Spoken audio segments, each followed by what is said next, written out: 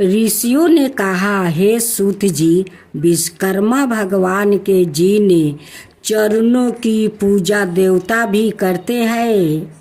आनंदमयी चरित्र को थोड़े से शब्दों में सुनाकर हमारी इच्छा और भी बढ़ गई। जिस प्रकार भट्ठी से अग्नि प्रचंड होती जाती है, ठीक इसी प्रकार जयो जयो हम विश्वकर्मा भगवान का चरित्र सुनते हैं, तयो तयो उसके सुनने की इच्छा और भी बढ़ती जाती है। सूत जी बोले, हे मुनि लोगों, आप लोग ने विश्वकर्मा के चरित्र को सुना, जिसके सुनने से देवता भी नहीं आघाए। एक बार नैमिषारण्य में मुनि और सन्यासी लोग एकत्र हुए और अपने अमिष्ट की प्राप्ति के लिए एक सभा की।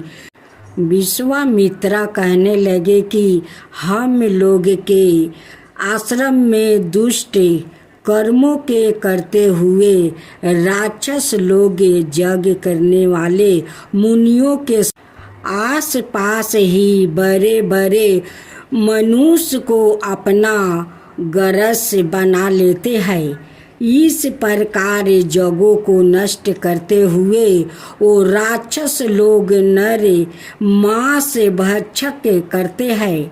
मातंग मुनि कहने लगे कि हमारे पूज्या पुरोहित उपमनु जो ब्रह्मचर्या व्रत में स्थित रह कर वो कंद मूल खाकर सादा धर्म कार्यों में संलग्न रहते हैं और जो प्रतिदिन सारे कामों को छोड़कर परमात्मा का ध्यान करते रहते हैं और वो भी राक्षसों को नाश करने में समर्थ हो सकते हैं।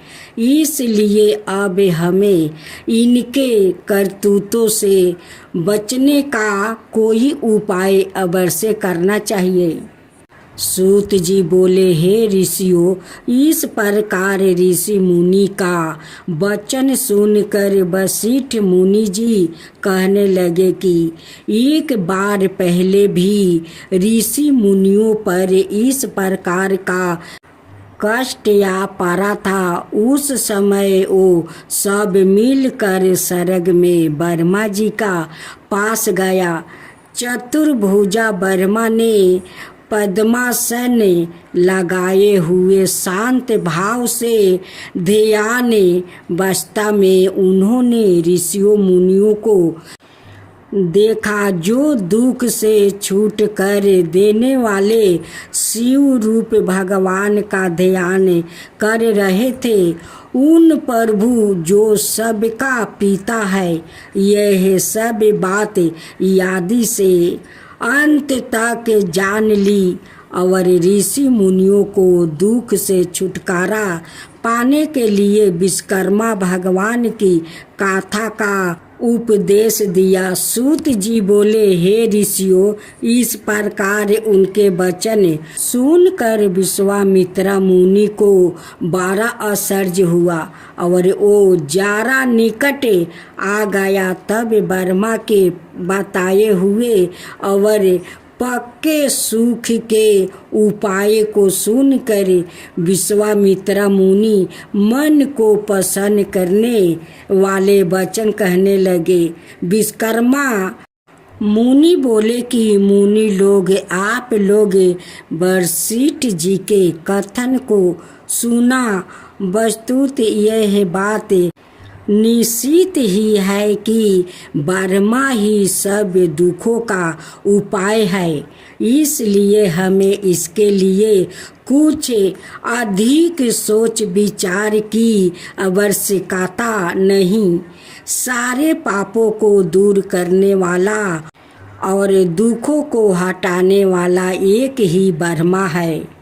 सूत जी बोले, ऋषि लोग ने ध्यान पूर्वक सुना और गर्दन मणि से कहने लगे कि विश्वकर्मा मुनि ने ठीक ही कहा है कि ब्रह्मा की ही शरण जाना उपसुकत है। ऐसा सुन सब ऋषि मुनियों ने स्वर्ग को प्रस्थान किया और राक्षसों से हुए अपनी दुर्दशा ब्रह्मा को सुना सके। मुनियों के इस प्रकार कष्ट को सुनकर ब्रह्मा जी को बड़ा आश्चर्य हुआ। उसी समय ब्रह्मा तेज से प्रकाशित अपनी आँखों को मूंद कर विचरण मगन हुआ। इस प्रकार राक्षसों द्वारा की गई सारी दुर्दशा को समझे ब्रह्मा जी, जो बड़े तेजस्वी थे, मन को आनंद देने वाले वचन कहने लगे। ब्रह्मा जी कहने लगे कि हे मुनियों, राक्षसों से तो स्वर्ग में रहने वाले देवता को भी भय लगता रहता है, फिर मनुष्यों का तो कहना ही क्या, जो बुढ़ापे और मृत्यु के दुखों में लिपित रहते हैं। सुनो, उन राक्षसों को नाश करने में महातेजस्वी विश्वकर्मा ही है, जो सब प्रकार के बलों से युक्त है और सारे विश्व में प्रसिद्ध है। उसी की पूजा से तुम लोग राक्षसों को नष्ट करने में समर्थ हो सकते हो। इस वास्ते उसी दयालु विश्वकर्मा की शरण में जाओ। देवताओं को हवि के बचाने वाला अग्नि नाम का देवता संसार में प्रसिद्ध है। उसी का पुत्र जगों में श्रेष्ठ पुरोहित होता है। अंगिरा उसका नाम है और सब मुनियों में श्रेष्ठ है। वही आपको दुखों से पार कर देगा, इसमें कोई संदेह नहीं है। इसलिए हे मुनियों, आप उन्हीं मुनि श्रेष्ठ के चरण कमलों को छुओ और उन्हीं से अपने को कष्टों से मुक्ति पाने के लिए प्रार्थना करो। सूत जी बोले कि ब्रह्मा जी के कथन अनुसार ऋषियों ने सब जग अनुष्ठान आदि किए और अंगिरा ऋषि के वचनों को सुनने के लिए उत्साह हुआ। अंगिरा ऋषि कहने लगे कि हे मुनियों, तुम लोग क्यों इधर उधर मारे मारे फिरते हो? दुखों को काटने में विश्वकर्मा के अतिरिक्त और कोई भी समर्थ नहीं है। इसलिए तुम्हें चाहिए कि जितेंद्रिया रहते हुए अमावस्या के दिन अपने साधारण कर्मों को रोक कर भक्ति पूर्वक विश्वकर्मा की कथा सुनो, जिसके सुनने से मात्रा से जन्म जन्मांतर के पाप नष्ट हो जाता है।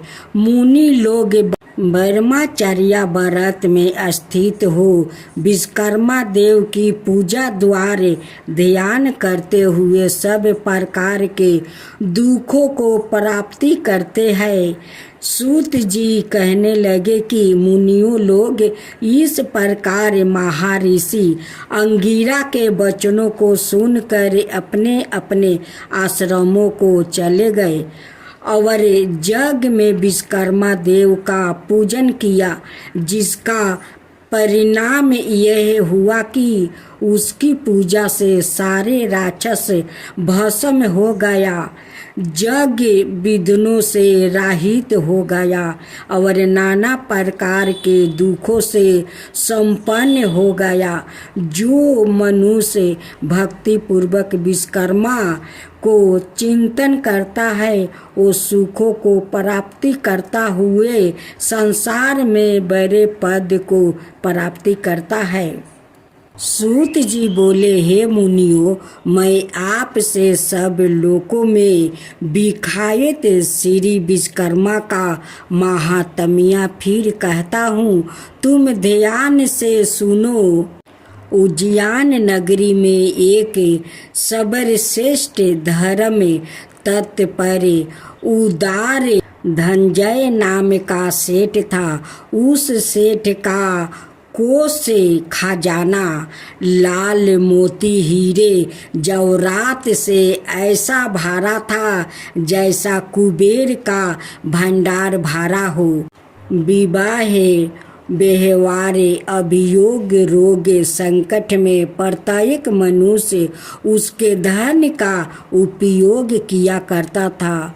उपकार में लगे हुए इस सेठ का धन छीन हो गया और वो ऐसा दुख पाने लगा जैसा कीचड़ में फंसा हुआ हाथी दुखी होता है। उस सेठ की यह बर्बल आशा थी कि पूरब उपकार किए मेरे मित्र मेरी अवश्य सहायता करेंगे, परंतु उसकी आशा व्यर्थ हुई और उन कीर्तधन मित्रों में कोई भी उसके उपकार के लिए समर्थ नहीं हुआ। उसके मित्र क्षण मात्रा में शत्रु हो गया और वो उपकीर्त मित्र ही सबर प्रथम उसे सेठ की निंदा करने लगे। उसके वो पुराने मित्र अपनी दृष्टियों को छिपा छिपा कर निकल जाते थे। बात तो यह है कि स्वार्थी मित्र विपत्ति में साथी नहीं हुआ करते हैं। इस नीच वृत्ति से उस धनंजय सेठ को एक बैरागी ही संसार से विरचिति और मनुष्यों से घृणा उत्पन्न हो गई। वो अपने नगर को छोड़कर और कीर्तधनों के मुख पर थूक कर वन को चला गया। कंद मूल फल आदि से अपनी विरचित करता था और मनुष्य मात्र को देखकर दूर भाग जाता था। एक बार घूमते हुए सेठ ने पर्वत की गुफा पे पद्मासन बांधे संत लोगों से व्यापत लोमस मुनि को देखा। उस धनंजय ने उस मुनि को कोसों से व्यापत देखकर पोसु समझ गया और कीर्तिहल तमाशा की इच्छा से उसके पास अच्छी तरह बैठ गया। मुनि ने पास बैठे हुए धनंजय से पूछा, हे महात्मन, कुशल तो हो, कहाँ से पधारे हो? उस धनंजय ने इस पशु को मनुष्य के सामने बोलता देख कर बड़ा अचंभा किया और पराम से अपना सारा वृत्तांत उस महर्षि को सुना दिया। यह सुनकर मुनि श्रेष्ठ धनंजय से बोला, यदि तुझे पापी कीर्तधनों से घृणा है तो तू कैसे विश्वकर्मा से विमुख हो रहा है? हे श्रेष्ठ, सब दुखों के भागने की शक्ति वाले तुझको उसी विश्वकर्मा ने बनाया है। ओ विश्वकर्मा को भूल जाने से कैसे सुख मिल सकता है? नासिक कीर्तधन उपकार को तब ही भूलता है जब वो प्रथम परमेश्वर को भूल जाता है। इसलिए तू अद्भुत शक्ति वाले विश्वकर्मा की शरण को प्राप्ति कर। उद्मूल जगत के कारण उस विश्वकर्मा के नाना रूप है। कोई रूप बुद्धबाहु, कोई चतुर्बाहु और कोई सद्बाहु का है। इसी प्रकार एक मुख, चतुर्मुख और पंचमुख के रूप है। मनुमय त्वष्टा शिल्पी और दैग से विश्वकर्मा का साकार रूप के पुत्र है। सेतु बंध के समय श्री रामचंद्र जी ने श्री विश्वकर्मा की पूजा की है। इसी से वो भी द्वारका जैसी सुंदर पुरी की रचना कर सके हैं। हे धनंजय, तू भी उसी श्री विश्वकर्मा का पूजा और बंधन कर। इस प्रकार सब दुखों से छूट कर सब सिद्धि प्राप्ति होगा। इस प्रकार उस लोमस ऋषि का उपदेश सुनकर उस श्रेष्ठी को बड़ा संतोष हुआ और दिन से ही लेकर वो श्री विश्वकर्मा का भक्त हो गया। उन श्री विश्वकर्मा जी के पूजन से उसके समस्त पाप धो गया और अंत को देवता बनकर सुख स्वर्ग भोगने लगा। जो मनुष्य भक्ति युक्त चित्त से श्री विश्वकर्मा का ध्यान करता है वो सुखी होकर इस विश्वकर्मा जी के चरण कमलों का भक्ति प्राप्ति करता है। श्री विश्वकर्मा जी का यश बड़ा पवित्र है। उसको जो तत्व ज्ञान मनुष्य सुनता है वो पृथ्वी पर सब सुखों को प्राप्ति करके अंत में श्री विश्वकर्मा जी का स्वस्थ पद को प्राप्ति करता है।